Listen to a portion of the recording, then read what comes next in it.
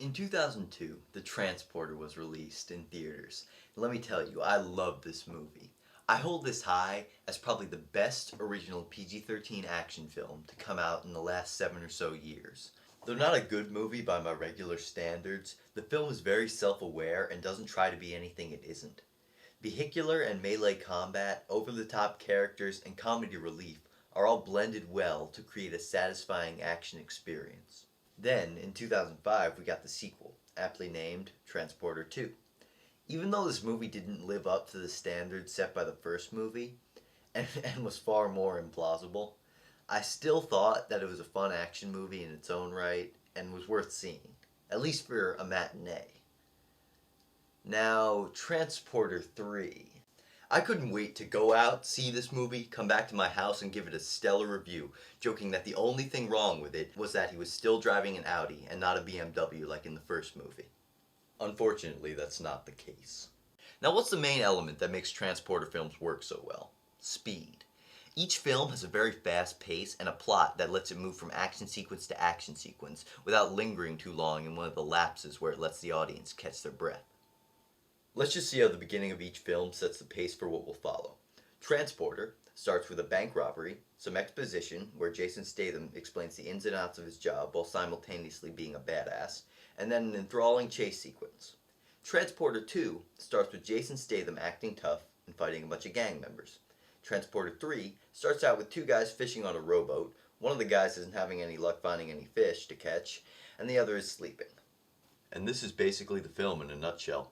The guy fishing is the movie, and you're the guy sleeping who he's trying to talk to. One thing that I think a lot of people take for granted is the fact that there's any story holding these action movies together. Because if you don't know what's at stake, and you don't know the villain's motivations, it's impossible to care or be excited by the hero's attempts to stop him.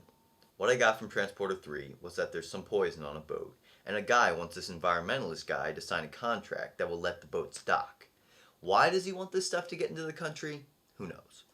How does Statham fit into all this? Well, he's driving this girl somewhere, which isn't disclosed to him immediately, and is never disclosed because they never get there. It's not like this is some big tough driving job, it's more like a Sunday drive. There's only one chase scene in the whole movie, and the rest is just regular driving. Why did they need an expert for this? I mean, and I'll quote the movie, "Any asshole could have done this job," end quote. I said there's one chase sequence, and that's not true. I meant one car-to-car chase sequence involving Jason Statham. Probably the most pathetic thing about this entire movie is that it's supposed to be an action movie about a guy who drives cars, and the most exciting chase scene involves Jason Statham riding a bicycle. Back to the story though, I'm really confused. Why does Jason Statham even need to go towards the objective? As he exemplifies for a short period during the film, he can just drive off course and do whatever he wants. There's no real reason for him to keep playing the villain's game, so why bother? Wow, I'm really jumping around for this one, but back to the action. All you really get in terms of fight sequences are 3 fist fights, 2 of which are basically just the same fight done over again, and 1 of which contains the only gunplay involving the transporter in the entire film.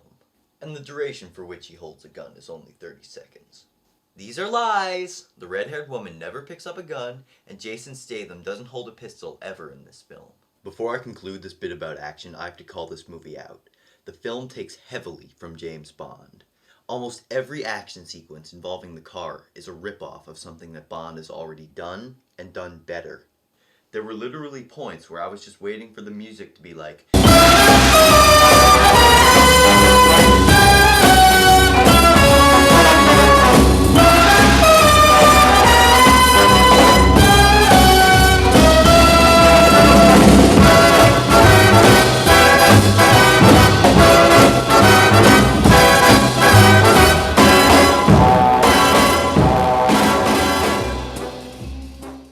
Let's talk about the characters for a moment. We'll go from Frank, to the girl, to Francois Berland, to the villains. What happened to the character of Frank in this film? Remember in Transporter 1 when all he wanted to do was be left alone and have it quiet? Well, in this movie, all he wants to do is converse. I mean, how many times do I have to hear Statham say, "Now look"? And unfortunately, the only person that he has to talk to is the incredibly annoying Ukrainian woman. The girl acts like a child for the entire film, and all she does besides that is talk about food. There are literally entire minutes where all Statham and her do is what is the equivalent of planning out meals. She'll describe something that sounds really appetizing, and then he'll be like, and for the main course, and then she'll say something else that sounds appetizing, and he'll be like, and for dessert, and it'll just go like that for a minute. But I do have to give credit, because the meals sound genuinely appetizing. So, Francois Rolland, he plays the French policeman who was used in the first and second films mainly for comedy relief. I feel like he worked better in moderation and was overused in this one, and the script also doesn't really give him anything that's funny or memorable to say. He does, however, have a very funny bit about the Russians. Now on to the villains. If you've ever seen a Transporter film, you'll know that there are always two main villains. The first is the mastermind who is in control of the operation that the Transporter has to stop. The second is the more actiony of the two. This is the one who's been an asshole for the entire film and who Jason Statham has to kill in a really horrible way. Now we get this in Transporter 3, but not really. The mastermind is just some douche who wants a guy to sign a contract so he can get some chemicals to do something. I don't really know, it's never explained. The main henchman is just a Jamaican-looking guy who doesn't really do anything particularly nefarious, and who Jason Statham never even fights. Throw some terrible editing on all that, and it's a movie you really don't want to see. Don't check it out, even if you're a fan of the series.